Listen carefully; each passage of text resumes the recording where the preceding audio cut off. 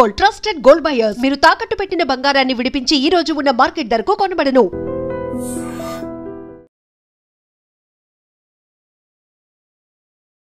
నమస్కారం, welcome to I dream. ధర్మ మార్గం విత్ విజిత కార్యక్రమానికి స్వాగతం.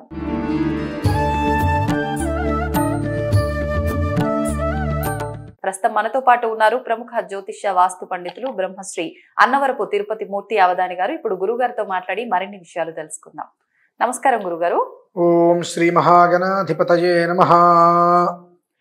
గురుగారు, బ్రహ్మ ముహూర్తం యొక్క ప్రాధాన్యత చాలా ఎక్కువ అని చెప్పి మనం నార్మల్ గా చేసే సమయంలో చేసే పూజలు కానీ పనులు కానీ ఫలితం వచ్చేదానికన్నా ఈ సమయంలో బ్రహ్మ ముహూర్తంలో చేస్తే వచ్చే ఫలితం రెట్టింపు ఉంటుందని చెప్పి, ఎందుకు అంత వైశిష్ట్యము అని అంటే దేవతలు సంచరిస్తుంటారు ఆ సమయంలో అని చెప్పి చెప్తుంటారు.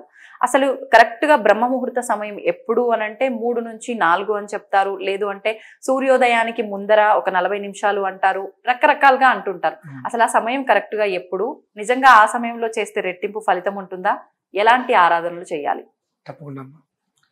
యద్బ్రాహ్మణానాం బ్రహ్మ నివ్రతం అని నాకు ఒక పేరు. ఇది బ్రాహ్మీ ముహూర్తం. దీనికి మన వాళ్ళు బ్రహ్మ ముహూర్తం అని పేరు మార్చేశారు. బ్రాహ్మీ ముహూర్తం. ఇప్పుడు మీరు ఒక మాట ఉన్నారు చూసారండి, మామూలు సమయంలో కన్నా ఆ సమయంలో చూస్తే ఎక్కువ రెట్టింపు ఫలితం చెప్పి, అసలు చెయ్యవలసిన సమయమే అది. కానీ అప్పుడు మనం దేవతార్చన అనేటువంటిది చెయ్యవలసిన సమయమే అది. మనం అప్పుడు చెయ్యట్లేదు కాబట్టి విడిగా ఇంకెప్పుడో చేసుకుని ఎప్పుడో ఒకనాడు ఆ రోజు నాడు చేద్దామని చెప్పి మనం ముందుకెళ్తున్నాం వాతావరణంలో. కానీ అనునిత్యము కూడా మనకు ఉషోదయం, అరుణోదయం, సూర్యోదయం 3 ఉదయాలు ఉంటాయమ్మా. ఉషోదయం తర్వాత అరుణోదయానికి సూర్యోదయానికి మధ్యలో సమయం బ్రాహ్మీ ముహూర్తం. ఉషోదయం అంటే మార్నింగ్ మనకు 3 గంటల నుంచి వస్తాయి. ఎర్లీ మార్నింగ్ 3 గంటల నుంచి ఎప్పటి వరకు? ఉషోదయం అనంతరం మనకు సూర్యోదయానికి 2:30 నుంచి 3 గడియలు. గడియ అంటే 27 నిమిషాలు సమయం. అంటే దాదాపు గంట కనీస మాత్రం గడియని లెక్క తీసుకోవాలి. ఇక మనకు అవకాశం లేదంటే గడియ లెక్క తీసుకోవడం అనేటువంటిది ఆ సమయం. ఏంటి, సూర్యోదయానికి ముందు చేయవలసినటువంటి విధానం. కానీ మనం అది చెయ్యట్లా. అది చెయ్యకపోగా ప్రత్యేకంగా బ్రాహ్మీ ముహూర్తంలో ఏదో చేస్తే ఇంకేదో వస్తుంది అని అనుకుంటున్నాం. ఎప్పుడూ చేయకుండా ఒక రోజు నాడు బ్రాహ్మీ ముహూర్తంలో ఏదో చేస్తే ఇంకేదో వస్తుందనే మాట అబద్ధమే. నువ్వు ఏదైతే చేయాల్సింది ఉందో ఆ రోజు నాడు దాన్ని సక్రమంగా చేసావు. సక్రమం అనేటువంటిది నువ్వు ఎప్పుడైతే నీ యొక్క జీవితంలోకి తెచ్చుకున్నావో ప్రతిదీ సక్రమంగానే వస్తుందిగా. దీనివల్ల వీటికి ముఖ్య కాలాతిక్రమణ అని ఉంటుంది. వీటిల్లో సక్రమము అక్రమము ఉండవండి. సక్రమం లేదంటే ముఖ్య కాలాతిక్రమణం అంటే ఏ కాలంలో అయితే నువ్వు నిర్వర్తించాలో ఆ కాలాన్ని అతిక్రమించావు. ఆ కాలంలో చెయ్యలేదు, వేరే సమయంలో చేస్తున్నావు కనుక ముఖ్య కాలాతిక్రమణ దోష ప్రాయశ్చిత్తార్థం అసలు చేయకుండా మానకూడదు కనుక అప్పుడు చేయలేక ఇప్పుడు చేస్తున్నావు. అంతేగాని అప్పుడు చేస్తే ఏదో విశేషమైన ఫలితం వస్తుంది అనేటువంటిది కాదు. అది నీకు ప్రతినిత్యం నువ్వు ఎలా నిద్రపోతావో, ఎలా భోజనం చేస్తావో, నీ నిత్య జీవితం ఎలా అయితే ఉంటుందో ఆ నిత్య విధానంలో అదొకటి. దాన్ని మనం తీసేసి ఇవాళ బ్రాహ్మీ ముహూర్తం అని తీసుకొచ్చాం కొత్తగా. బ్రాహ్మీ ముహూర్తం అని ఇవాళ కొత్తగా జనాలకి తీసుకొస్తున్నాం. కానీ నిరవధికంగా నిత్యము నైమిత్తిక విధానం తీసేస్తే నిత్య విధానంలో ఆచరించవలసినది ఏదైనా ఉన్నది ప్రాథమిక అర్చన అనంటే అది బ్రాహ్మీ ముహూర్త సమయం. మేము మామూలుగా ఈ బ్రాహ్మీ ముహూర్త సమయంలో కనీసం 4 నుంచి 5 నిమిషాలు ఒక గడియ కూర్చోగలిగితే అదృష్టం. లేదు 3 గడియలు ఉంటామంటే యోగం. ఏమీ లేదంటే కనీసం ఒక 4-5 నిమిషాలు ఉంటాను అంటే ఆ సమయంలో సర్వమానవాళి కూడా దృష్టిని భ్రూమధ్యంలో నిలిపి ఓంకారనాదం చేయాలమ్మా. మెడిటేషన్ అని చెప్పి మామూలు భాషలో. ఆ మెడిటేషన్ కూడా మనం 6ంటికో 7ంటికో 8ంటికో మనకు క్లాసెస్ పెట్టుకొని చేసుకుంటూ ఉంటాం. అది మెడిటేషన్ కాదు, ధనటేషన్. ధనటేషన్ దానికి ఇంత ఫీజుని కట్టాలి కదా. సో ఆ సమయంలో చేసేదే మెడిటేషన్. ఓకే, అంటే మిగతా సమయాల్లో చేసే మెడిటేషన్ పని చేయదు అంటున్నారా? అదే మనం ప్రశాంతంగా కూర్చున్నాం అనేటువంటి ఫీలింగ్ కోసమే. ఓకే, ఎందువల్లనంటే ఆ తెల్లవారుజా ఇప్పుడు మీరు 10 గంటలకి ఉదయం పూట నేను మెడిటేషన్ చేస్తా అంటారు, 8 గంటలకి ఇలా కూర్చోగానే అవి ఏదో సౌండ్లు చెవులకి డిస్టర్బెన్స్ ఉంటాయి. తెల్లవారుజాను మీరు ఆ ముహూర్తంలో కూర్చోండి, ఏమి ఉండవు. ఒకవేళ పల్లెటూరు అయితే ఆ పిచ్చుకలు పిట్టలు కలకల ధ్వని అవి తప్ప ఇంకేం ఉండవు. అంతటి ప్రశాంతంగా కూర్చున్నప్పుడు ఈ దృష్టిని భూమధ్యంలో నిలిపితే మనం సాక్షాత్తు ఆ పరం జీవితం మనకు అక్కడ కనిపిస్తుంది. కానీ అలా దృష్టిని నిలపడం అందరికీ సాధ్యపడదేమో కదా. అందుకనే ఆ 4-5 నిమిషాల సమయం చెప్పా. ఆ తెల్లవారుజామున సమయంలో మనం అలా మెడిటేషన్ గా కూర్చున్నప్పుడు మనకు నిద్ర వచ్చేస్తుంది. అవును, ఆ 4-5 నిమిషాలు మన స్పృహలో ఉండం.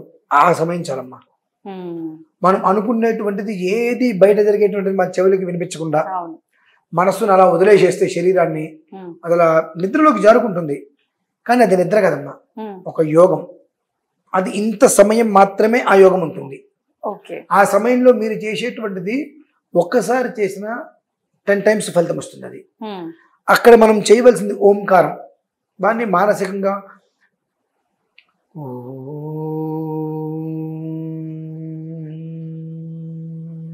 అని పెద్దగా చెప్పట్లేదు, మామూలుగా ఓంకారం మొదలుపెట్టి ఆ చివరికి ఆపేటప్పటికి దగ్గరగా 25 సెకండ్లు సమయం చేకూరుతుంది. ఆ ఓంకారాన్ని మాత్రమే మనం ఆ సమయంలో. ఎందుకని గురుగారు ఓంకారం మాత్రమే ఆ సమయంలో? అది ప్రణవనాదం అమ్మా. అకార ఉకార మకారాన్ని కలిపితే ఓం. ఆ ఓం అనేటువంటిది బీజం, ఉద్భవించేటువంటిది.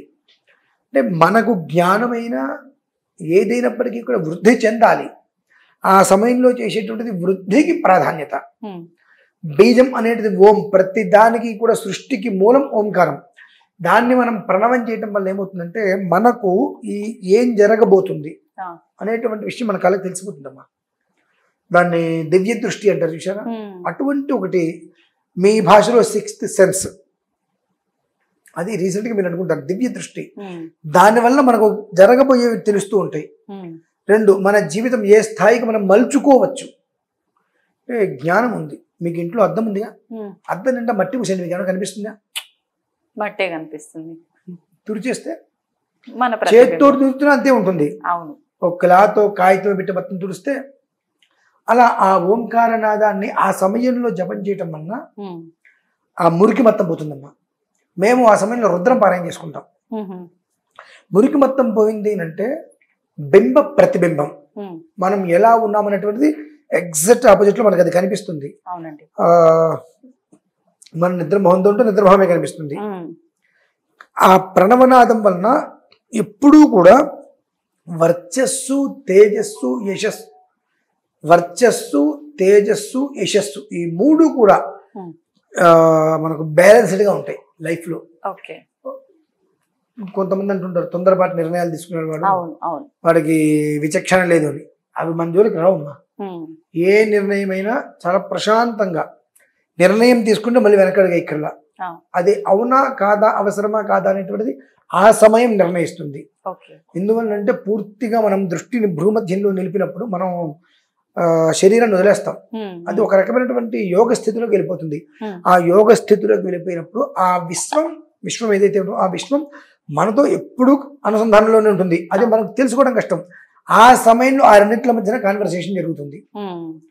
ఆ జరిగినప్పుడు ఏదైతే కాన్వర్సేషన్ జరుగుతుందో అది ఇక్కడ ఫిక్స్ అయిపోతుంది. అందుకని తెల్లవారుజామున లేచి అనుష్ఠానం కానీ ఏదన్నా చేసేటువంటి వాళ్ళు ఎప్పుడు పీస్ ఆఫ్ మైండ్ అంటారు చూసారండి, అలా ఉంటూ మనం చూస్తాం చాలా మందిని. ఇప్పుడు ఎవరు లేరేమో కానివ్వండి, సూర్యోదయ పూర్వం నిద్రలేచి కాస్త ఆరాధన చేసుకునే వాళ్ళు మా మొహం ఎప్పుడు చూసినా చాలా ప్రశాంతంగా నిర్మలంగా, ఏ కష్టము వాళ్ళు దరిచేరదు. ఎందువల్లనంటే వాళ్ళ మైండ్ అనేటువంటిది ఒకదానికి సెట్ అయిపోతుంది. ఇది మంది కాదు కాబట్టి అసలు మనకి సంబంధం లేదు. సో అప్పుడు దీనికి సంబంధం ఉండదు. ఇది ఏం చెప్తే ఇది వినాల్సిందే. కాబట్టి వాళ్ళు ఎప్పుడు ప్రశాంతంగా కంట్రోల్లో ఉంటుంది. ఎవరైనా చేయొచ్చా గురుగారు ఓంకారం? ఇప్పుడు ప్రతినిత్యం చేయమన్నారు, ఆడవాళ్ళకి వీలు పడని ఆ 3-4 రోజుల్లో కూడా చేయొచ్చా? 4 మానేస్తారు, 5వ రోజు నుంచి అంతే. మెడిటేషన్ చేయడానికి ఏ టైం అయినా ఓకే అమ్మా. దానికి అంటే ఈ 4 రోజులు మానేయమని ఎందుకు అంటున్నామంటే చాలా మంది ఆ 4 రోజుల్లో మెంటల్ టార్చర్ అనుభవిస్తూ ఉంటారు, పెయిన్ వచ్చి బాగా. సో ఆ సమయంలో నువ్వు చెయ్యి అంటానికి కరెక్ట్ కాదు. ఆ సమయంలో వాళ్ళు ఎంత రిలీఫ్గా ప్రశాంతంగా ఉంటే తర్వాత మళ్ళీ వాళ్ళు తేరుకోగలుగుతారు. ఆ సమయంలో వాళ్ళు కొంచెం మెంటల్గా టార్చర్ అయినా శారీరకంగా వాళ్ళకు ఇబ్బంది పడ్డా ఆ తర్వాత దాని నుంచి బయటపడటానికి కొంత సమయం పడుతుంది. ఇది వీళ్ళకి రీసైకిల్ అమ్మా. అంటే ఇది ఒక్క విషయం చెప్పి నేను ముగిస్తాను, ఏమనుకోవద్దు. ఈ విషయం వచ్చింది కాబట్టి చెప్తున్నా. మా ఇళ్ళల్లో ఆడవాళ్ళు దూరంగా ఉంటే 3 రోజులు విడిగా కూర్చోబెట్టి వాళ్ళని ఏ పని విడిగా కూర్చోబెడుతుంటాం. మేమే వంట చేస్తాము, విస్తరాకుల్లో పెడతాము. ఇక 4వ రోజు స్నానమైన తర్వాత కూడా మీరు అలానే ఉండండి అని అంటాం, మేమే వంట చేస్తాం. ఎందువలన ఇది అంటే ఈ 4 రోజులలో ఒక్కోసారి వాళ్ళకి హార్మోన్స్ బ్యాలెన్స్ పూర్తిగా తప్పిపోతుంది, విపరీతమైన బ్లీడింగ్ అవుతుంది. వాళ్ళ నొప్పి చెప్పుకోలేరు, చెప్పుకున్న అర్థం చేసుకునేటువంటి జ్ఞానం మనకు ఉండదు. 5 కాసేపు తగ్గిపోతుంది అని ఏదో మనం అనేస్తాం, కానీ వాళ్ళు పడేటువంటి బాధ చాలా.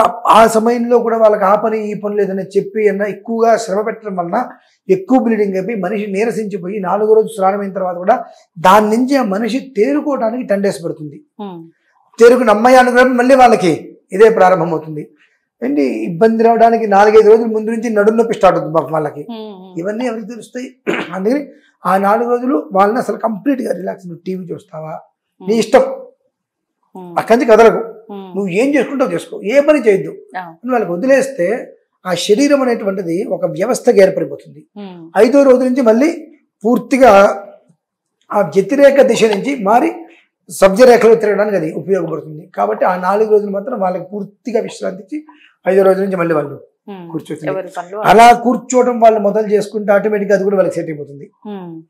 ఇప్పుడు ఈ ధ్యానం చేసుకునేటప్పుడు అంత ఎర్లీ మార్నింగ్ 3-3:30 సమయంలో అని అంటే చాలా మంది 4 గంటల సమయం, 4 గంటలు అనుకోండి, స్నానం ఆచరించొచ్చా? ఆచరించే ఓంకారం చేస్తున్నాం కాబట్టి చెయ్యాలా, లేదంటే అవసరం లేదు మనం కాలకృత్యాలు తీర్చుకొని మొహం కాళ్ళు చేతులు కడుక్కొని చేసుకోవచ్చా? ఇలా కూడా అడుగుతుంటారు కదా.